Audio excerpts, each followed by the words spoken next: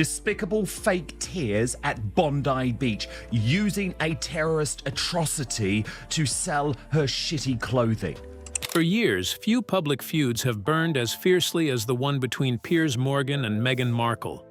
But this time, something felt different. When Meghan's emotional moment sparked accusations of fake tears, it didn't just raise eyebrows, it ignited a firestorm. And Piers? He didn't hold back. What followed was a brutal takedown that left reputations shaken and audiences divided. So, was this long-overdue accountability or a calculated public humiliation? And what exactly did Piers uncover that made this clash so explosive? And do you really believe Meghan deserves such humiliation for faking an emotional moment? Let us know in the comments. To help us create more videos and reveal the real world, please subscribe so more people can discover this. Grief or performance? At Bondi Beach, the emotional intensity of the tour reached its highest point. This was not just another stop on a public schedule. It was a place still carrying fresh pain, a place where a recent tragedy had shaken families, disturbed the wider community, and left a lingering sense of sorrow in the air. People were still trying to process what had happened. The grief was not distant or abstract. It was close, raw, and deeply felt. Into this heavy atmosphere stepped Meghan Markle. She appeared calm and composed, her posture steady, her expression measured.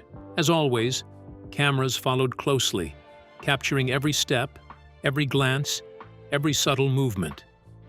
There was a clear awareness that this was not just a private moment of reflection. It was a public appearance, one that would be seen and interpreted by millions around the world. Then came a brief moment that would quickly take on a life of its own. Meghan paused. Her gaze shifted into the distance as though she was reflecting on something deeply personal or trying to absorb the weight of the place. And then what many believed to be a single tear seemed to form. It was a small gesture, almost quiet, but in that setting, it became powerful. Cameras caught it instantly. Within hours, the image began circulating widely, replayed again and again across media platforms. For some observers, the moment felt genuine. It appeared to be a simple human response to tragedy, a quiet expression of empathy and sorrow. In a place filled with grief, a tear could be seen as a sign of shared humanity, a way of acknowledging the pain of others without needing words. To these viewers, there was nothing unusual or calculated about it. It was just a person reacting emotionally in a difficult space. But not everyone saw it that way. Critics began to question what they had witnessed. To them, the moment seemed too precise, almost too perfectly timed. The pause, the distant look, the tear. It all appeared carefully framed, as though it belonged in a scripted scene rather than a spontaneous moment. They did not only question the emotion itself, they questioned when and how it was shown. One key concern kept coming up. Why had there been no visible public reaction at the time of the tragedy itself? Why did this emotional display appear only now in front of cameras during a highly publicized visit? These questions began to shift the conversation. What might have been seen as a touching moment started to feel, for some, like something else entirely. Doubt crept in, and with it, a sense of discomfort. People were no longer just reacting to the image. They were analyzing it, picking it apart, trying to understand what it really meant. Commentator Tom Sykes took the criticism a step further. He argued that the issue was not only about whether the emotion was real or not. Instead, he suggested that something deeper was at stake, something tied to respect and sensitivity. In moments of shared grief, he noted, authenticity is not just appreciated, it is expected. People want to feel that those who step into such spaces truly understand the weight of what has happened. When that sense of authenticity is questioned, even slightly, the entire gesture can begin to lose its meaning. What was meant to comfort can start to feel unsettling. What was intended as empathy can be interpreted as performance. And once that shift happens, it becomes difficult to reverse. The reaction, therefore, was not just about one tear or one moment. It became part of a larger conversation about public figures, emotional expression, and the fine line between sincerity and perception. In highly visible settings, every action is examined, often in ways that leave little room for nuance or uncertainty. And the tension did not fade after that moment passed. Instead, it grew. What began as quiet discomfort soon turned into something stronger. Voices became louder, opinions more divided, and the situation more charged. The moment at Bondi Beach did not simply end. It sparked a wave of reactions that would continue to unfold, turning unease into something far more intense. What made the emotional moment seem more like a performance? What could Meghan intend to gain from the scene? Let's find out. When morning meets marketing, a seemingly minor moment reshaped public perception of Meghan, Duchess of Sussex, during her visit to Bondi Beach. Initially seen as a gesture of empathy in a place linked to grief, attention soon shifted to her outfit when observers found similar items available for purchase online. What appeared to be a simple wardrobe choice began to carry commercial implications. For some critics, the moment no longer felt purely compassionate, but suggested a calculated overlap between public presence and brand visibility, turning a sympathetic appearance into a debated example of blurred lines between sincerity and subtle promotion. This shift in perception sparked a deeper and more uneasy conversation. It raised questions not just about intention, but about the boundaries between sincerity and strategy. When a figure as widely recognized as Meghan steps into a space of mourning, every detail becomes amplified. Clothing, gestures, timing, nothing exists in isolation. In this case, the realization that her outfit could drive consumer interest made the moment feel, to some, less organic and more connected to a larger system, where attention and influence can be converted into economic value. Among those who voiced concern was Piers Morgan, who described the situation as crossing an invisible but meaningful line. His argument was not simply about the clothing itself, but about what it represented. According to this perspective, there comes a point where expressions of compassion risk being interpreted as content, something to be consumed, shared, and even monetized. Likewise, physical presence, which traditionally signals solidarity, begins to look like a form of promotion when linked, however indirectly, to consumer behavior. For many people watching from afar, this idea was deeply unsettling. It challenged long-held expectations about how public figures should conduct themselves in moments tied to tragedy or grief. There is an unspoken understanding that such spaces demand a certain kind of purity, an absence of anything that might feel transactional or self-serving. When that expectation is disrupted, even subtly, it can lead to discomfort and doubt. Importantly, this reaction was never just about fashion. Clothes in this context became symbols, markers of something much larger than personal style. They represented the intersection of two powerful forces, human emotion and commercial influence. When these forces appear to overlap, even unintentionally, it can create a sense of tension. People begin to ask whether the moment is being honored for what it is, or whether it is being absorbed into a broader narrative that serves a different purpose. This is where the conversation becomes more complex. Public figures today exist in a world where visibility is constant and influence is measurable. Almost anything they wear, say, or do can be linked, shared, and even monetized within hours. In such an environment, it becomes increasingly difficult to separate genuine human actions from the systems that surround them.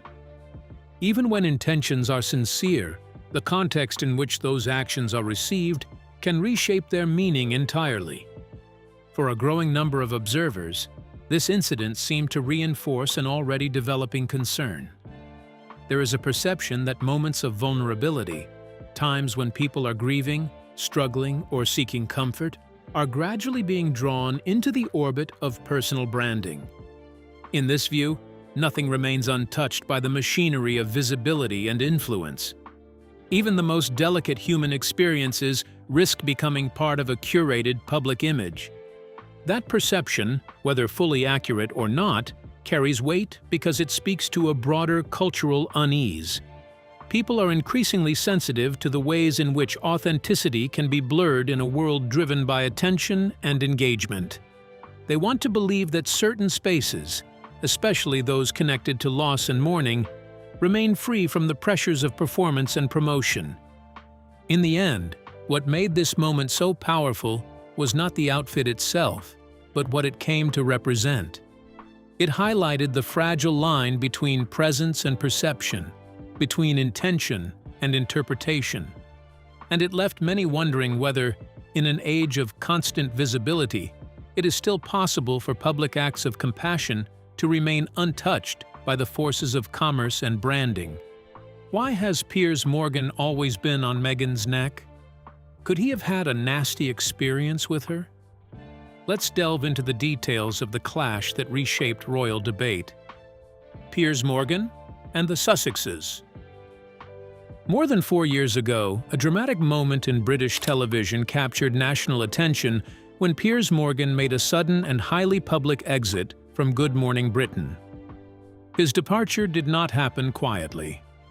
It followed a wave of criticism sparked by his strong and unfiltered remarks about Prince Harry and Meghan Markle, particularly in response to their widely viewed interview with Oprah Winfrey. In that interview, the couple shared deeply personal experiences about their time within the royal family, including claims that stirred intense global reactions. Piers Morgan reacted swiftly and strongly, questioning the credibility of claims made by Prince Harry, Duke of Sussex, and Meghan, Duchess of Sussex.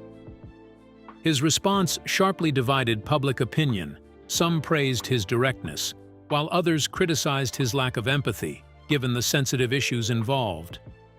The situation escalated into a widespread media debate, with growing pressure from audiences and commentators. Ultimately, the controversy became so intense that Morgan stepped down from Good Morning Britain, marking a highly notable television exit. However, leaving the program did not silence him. On the contrary, Morgan remained as outspoken as ever, using various platforms to continue expressing his views. He consistently emphasized what he saw as a fundamental principle: the right to free speech. In his perspective, disagreeing with the Sussexes did not equate to disrespecting them personally. He made it clear that he could support their decision to step back from royal duties while still questioning the way they handled that transition and the narratives they presented to the public. One of Morgan's recurring arguments centered on what he described as a contradiction in the couple's post-royal life. He pointed out that although they stepped away from official responsibilities, they continued to benefit from their royal titles and global recognition tied to the monarchy. To him, this created a confusing situation, what he referred to as an unofficial royal identity. This idea became a key theme in his commentary, as he suggested that such ambiguity blurred the lines between public service and personal independence. Morgan also broadened his criticism to include concerns about the stability and image of the royal institution itself. During periods when senior members like King Charles III and Catherine, Princess of Wales, faced challenges, he argued that unity within the royal family was more important than ever. In his view, public disagreements and media revelations risked weakening the monarchy at a time when it needed cohesion and public trust. Rather than retreating from the spotlight, Morgan expanded his reach on a global scale. He launched Uncensored, a platform designed to give him the freedom to speak directly and without restriction. The show quickly became known for its bold discussions, and royal matters remained one of its central themes. Through this platform, Morgan continued to analyze and critique the actions of the Sussexes, often revisiting their media projects and public appearances. He raised questions about their high-profile ventures, including their Netflix series and Harry's memoir, Spare. Morgan argued that these projects, while presented as personal storytelling, also contributed to ongoing public scrutiny of the royal family. From his perspective, such disclosures kept tensions alive rather than allowing space for reconciliation. At times, he went even further, suggesting that the couple should consider relinquishing their royal titles altogether if they truly wished to separate themselves from the institution. Over time, what began as a disagreement between a broadcaster and a royal couple evolved into something much larger. The situation became a lens through which people examined deeper issues about modern monarchy, media influence, and personal freedom. It raised questions about how public figures balance privacy with visibility, how institutions adapt to changing expectations, and how criticism should be expressed in an age of global audiences. In the end, this ongoing clash is no longer just about individual personalities. It reflects a broader cultural conversation about tradition versus change, loyalty versus independence, and the power of voice in shaping public narratives. Morgan's role in that conversation, whether seen as provocative or principled, has ensured that the debate remains active, complex, and far from settled. Was the performance at the beach the only thing that pissed Piers Morgan off? Could there have been something equally disgusting? Let's dive into the details of the another action of Meghan that pissed Morgan off: the retreat that revealed too much. If the situation at Bondi Beach stirred conversations about values and public image, the so-called wellness retreat brought up a different kind of concern, one rooted not in ideals but in execution. It had been promoted as something deeply meaningful, a chance for attendees to reconnect with themselves, gain fresh perspective, and draw inspiration directly from Meghan Markle. The messaging was polished and persuasive, painting a picture of an intimate, life-changing experience led by someone many admire. However, what unfolded on the ground did not quite match that vision. From the outset, there were noticeable gaps. The venue itself appeared incomplete, lacking the refined atmosphere one would expect from a premium event. Instead of a serene, fully prepared environment that encourages reflection and comfort, attendees were met with a setting that felt rushed and only partially ready. For an event built around wellness and transformation, the physical space did little to support that promise. Then came the turnout. Expectations had been set for a vibrant gathering, possibly filled with like-minded individuals eager to connect and grow. But attendance fell short. The smaller crowd might have offered an opportunity for deeper interaction, yet it seemed more like a sign that something had not fully resonated with the intended audience. What stood out most, however, was Meghan's limited presence. For many attendees, she was the central reason for being there. Some had gone to great lengths financially, stretching their budgets in the hope of gaining meaningful access to her insights and energy. Yet her involvement was brief, far shorter than many had anticipated. She arrived, delivered her segment, and departed without the extended engagement that had been implied, if not explicitly promised. For those who attended, this created a sense of imbalance. The value they expected did not align with what they received. It was not necessarily about demanding endless time or unrealistic attention, but rather about a perceived gap between what was suggested in the promotion and what was actually delivered. Critics were quick to point out that this was not merely a case of poor organization. To them, it revealed something more fundamental, a disconnect between messaging and reality. When an event is framed as exclusive and transformative, people naturally expect a certain depth of experience. When that depth is missing, the disappointment feels sharper. Supporters, on the other hand, might argue that public figures operate under intense schedules and pressures. It is not always possible for them to meet every expectation placed upon them, especially when demand for their time is so high. From this perspective, even a brief appearance could be seen as valuable. Yet critics pushed back against that idea. They emphasized that this was not a free appearance or a casual public event. It was a paid experience, and not an inexpensive one.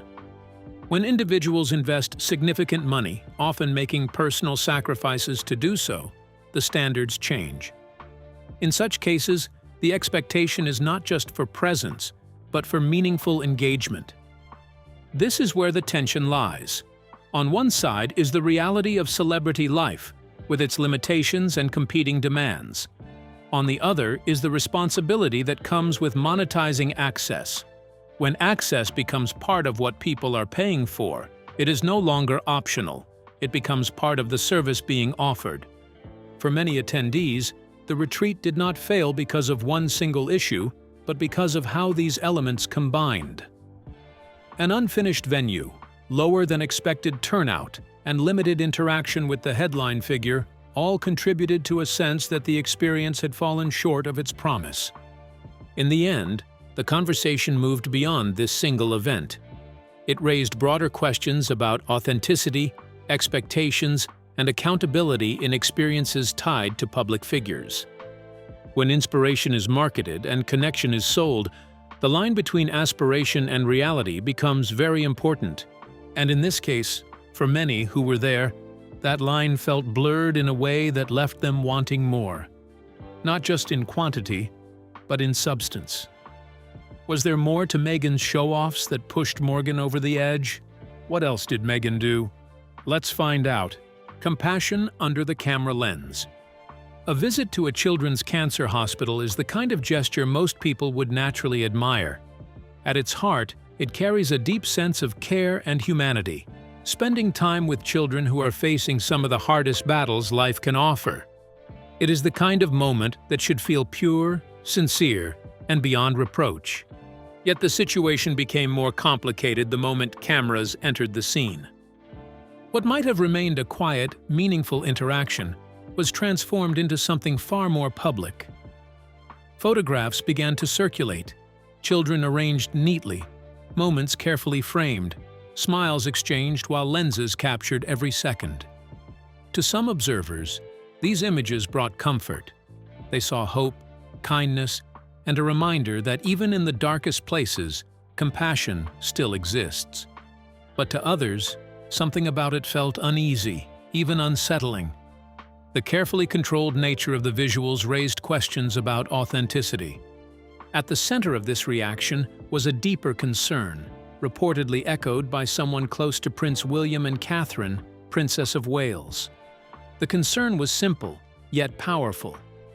When individuals, especially vulnerable children, are placed in highly managed public settings, there is always a risk that their personal experiences may be overshadowed by a larger narrative they did not choose. These children are not just faces in a photograph. They are individuals with fears, hopes, and private struggles. When their images are shared widely, especially in a structured and media-driven way, it can blur the line between genuine care and public storytelling. Even if the intention is good, the result may feel as though their reality is being shaped into something more presentable, more appealing, and perhaps less real. This is where the discomfort begins to grow. The issue for many was not about the visit itself. Few would question the value of showing support to sick children or bringing attention to their struggles. Instead, the unease centered on how the visit was presented. Was the focus truly on the children, or had the moment become part of a carefully crafted image? Was the interaction spontaneous and heartfelt, or subtly guided to fit a certain narrative? Such questions do not necessarily accuse anyone of wrongdoing. Rather, they reflect a broader sensitivity in today's world. An awareness that not every meaningful act needs to be broadcast, and not every private moment should be turned into public content. What added another layer to the conversation was something seemingly small, yet symbolically significant. Observers began to notice that clothing worn during these visits, outfits associated with moments of compassion and care, later appeared in commercial contexts. Whether intentional or coincidental, this connection made some people uncomfortable. It created the impression that even deeply emotional settings might, in some indirect way, intersect with branding or promotion. For critics, this blurred an important boundary. A hospital, especially one caring for children with serious illnesses, is a space of vulnerability. It is not a stage. When elements of that environment appear to carry over into commercial visibility, It can feel as though something sacred has been diluted. All of this points to a larger ongoing tension in public life, the balance between visibility and sincerity. Public figures often walk a difficult path. Their actions can inspire millions, and their presence can draw attention to important causes. At the same time, the very visibility that gives them influence can also create doubt. When every gesture is documented, shared, and analyzed, even acts of kindness can be viewed through a lens of skepticism. In this case, the hospital visit became more than just a visit. It became a conversation about intention, presentation, and the quiet dignity of those at the center of it all, the children. Perhaps the most important takeaway is not about assigning blame, but about reflection. It invites a simple yet meaningful question. How can acts of compassion remain genuine in a world that constantly watches, records, and interprets? Because sometimes, the most powerful moments are not the ones captured perfectly on camera, but the ones that remain private, unfiltered, and truly human. What was the monarchy's reaction to Harry and Meghan's show-offs? Do the acts seem acceptable to the members of the royal family? Let's take a look at the monarchy's position on Meghan and Harry. A monarchy under pressure. The Sandringham summit aimed to resolve tensions by allowing Prince Harry, Duke of Sussex, and Meghan, Duchess of Sussex, to step back, gain independence, and end role confusion. While intended to stabilize the monarchy, it instead raised deeper questions about its future and long-term clarity. However, as time has passed, many observers argue that the situation has not become clearer. Instead, it has become more uncertain. The lines that were supposed to separate royal duty from private life now appear less defined than before. Harry and Meghan may no longer perform official duties, but many of the ties that connect them to the monarchy remain in place in different ways. One of the most debated issues is the question of titles. Despite stepping back, the couple still retains their royal titles.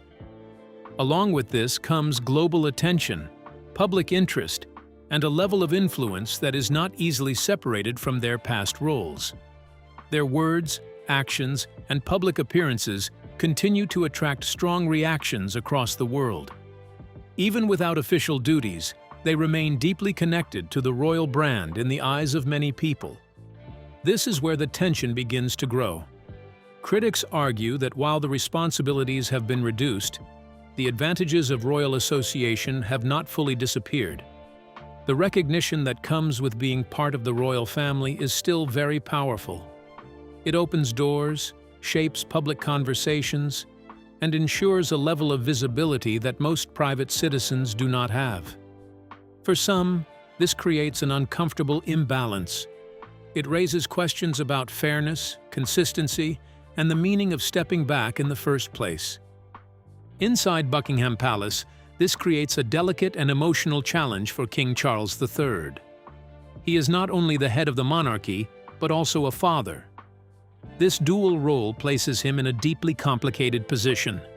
As a father, he is connected by love, history, and personal loyalty to his son. As a monarch, however, he is responsible for protecting the image, stability, and long-term strength of the institution.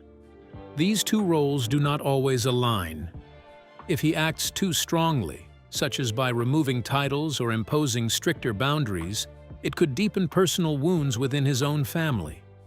It may create lasting emotional distance that cannot easily be repaired. On the other hand, if he chooses to act too gently or avoids making firm decisions, critics may argue that he is allowing confusion to continue.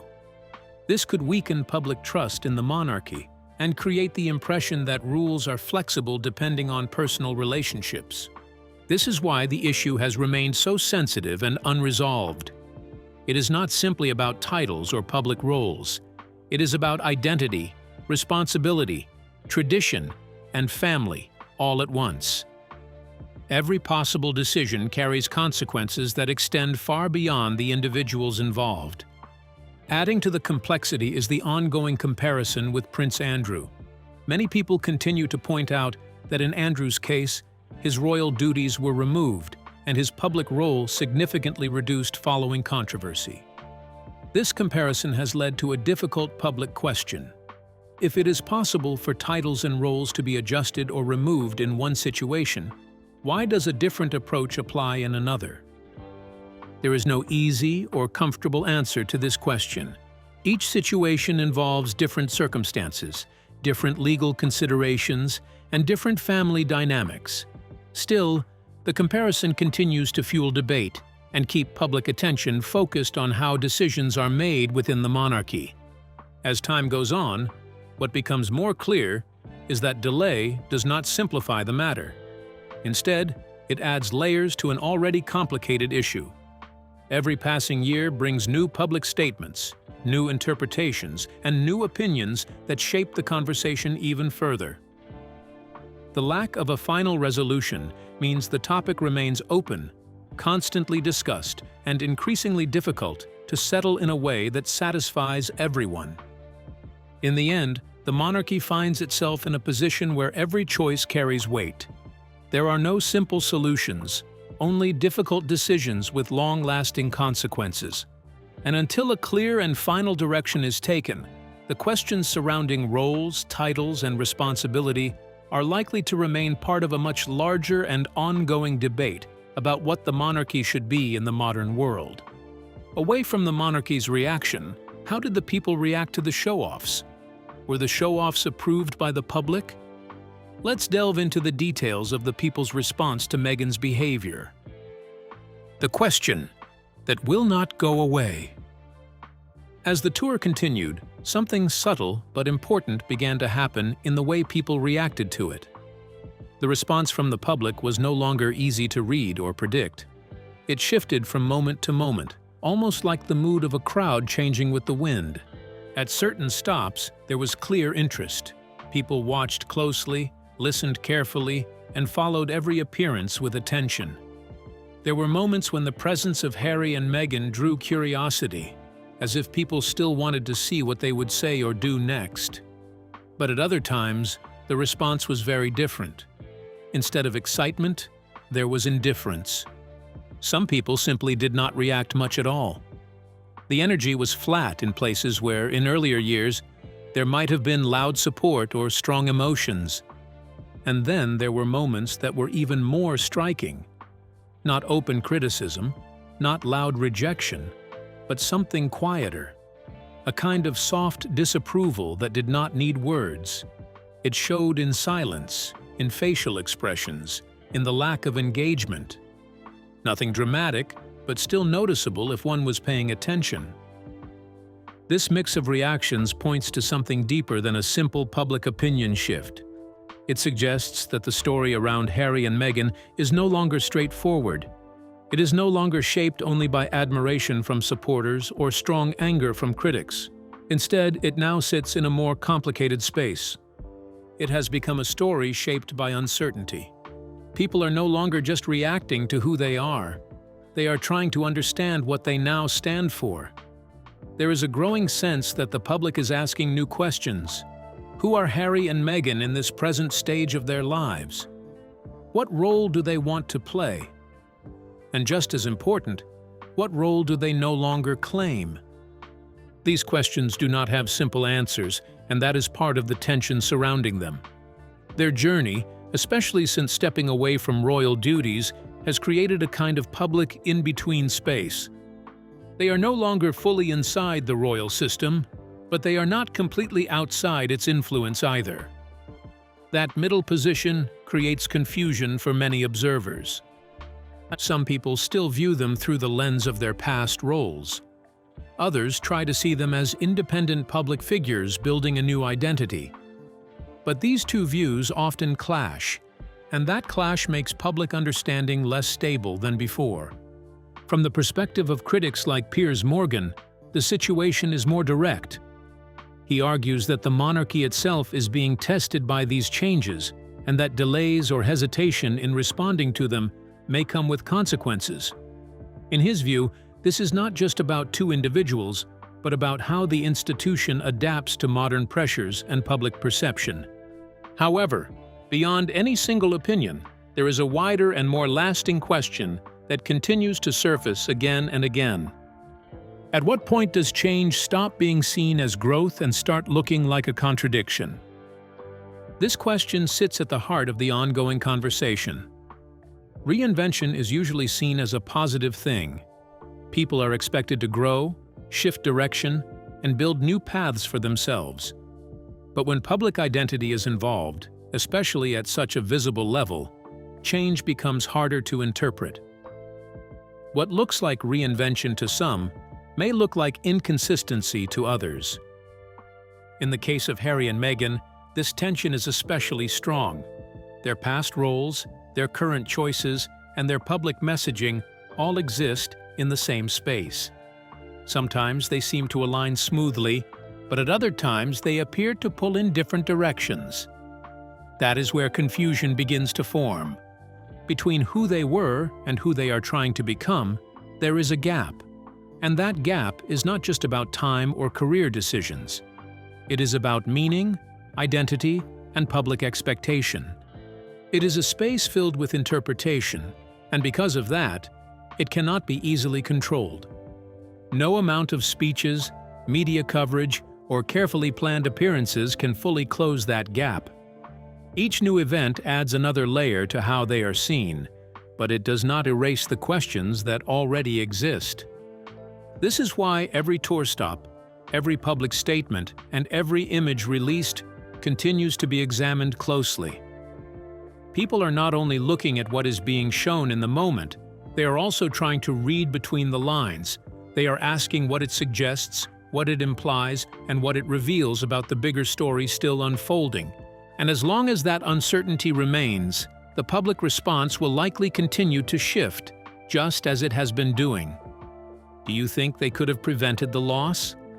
We'd love to hear your opinions in the comments below. And don't forget to like and subscribe.